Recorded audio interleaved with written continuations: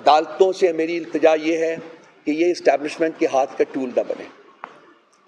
ये पाकिस्तान की तारीख दोबारा लिखी जा रही है, और अगर अदालतें आज भी डॉक्ट्रिन ऑफ नेसेसिटी या किसी और वजह से, किसी और प्रेशर की वजह से आज भी इस्टेब्लिशमेंट का टूल बनती रहेंगी, तो पाकिस्तान का जो एक विजन है, जो कि 1947 में जिसके तहत के मार्ज़ वजूद में आया था, वो हमसे और ज़्यादा दूर होता रहेगा। पाकिस्तान इस वक्त तबाही के दहाने के ऊपर खड़ा है, और बाकी इंस्टीट्यूशंस के अलावा जो सबसे ज़्यादा रिस्पॉन्सिबिलिटी आती है वो इस्टेब्लिशमेंट की फोर्सेस के ऊपर आती है। उन्होंने हमेशा पाकिस्तान के मामलात में कॉन्स्टिट्यूशन की वायलेशन में, रूल ऑफ लॉ की वायलेशन में इंटरफेयर किया है।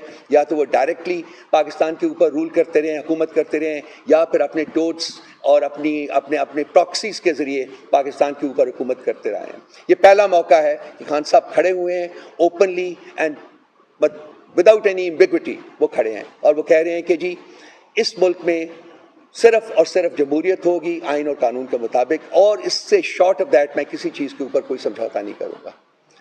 तो मेरी तरफ से इतना ही था आपके लिए। अगर कोई सवाल हो तो हाजिर हूँ, जवाब दे सकता हूँ।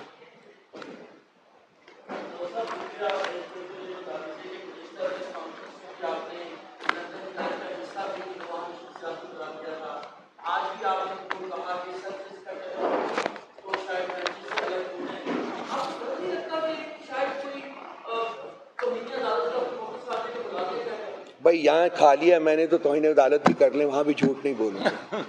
बुला लें, आज बुला लें, मैं तो कहता हूँ बुलाएं। आमिर के सामने सच बोलूँगा भाई, जज साहब से भी नहीं खौफ, उनके सामने भी सच बोलूँगा।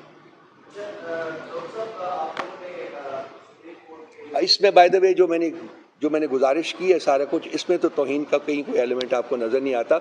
एज एक सिटीज़न ऑफ दिस कंट्री ये मेरा राइट है कि मैं किसी भी जज में लैक ऑफ फेथ या लैक ऑफ ट्रस्ट का इजहार कर सकता हूँ।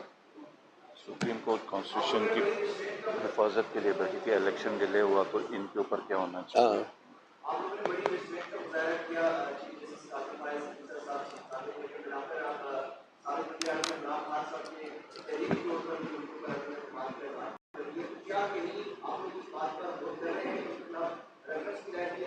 देखिए, अगर वो बेंचेस से नहीं अलहदा होते तो फिर हमारी लीगल टीम जो है इसके बारे में सोचेगी और फैसला करेगी कि अगला स्टेप क्या होना चाहिए और कब लिया जाना चाहिए।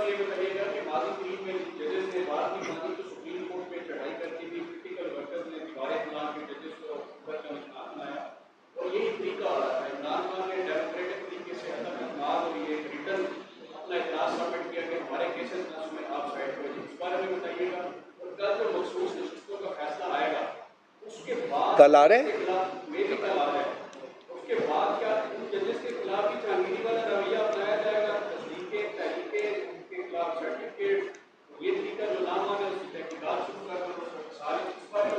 आज हमने बयानिया जारी किया है इन जजेस के बारे में, जस्टिस जहांगीरी और इन जैसे और जजेस के बारे में जिनके खिलाफ ये रेफरेंस में जा रहे हैं।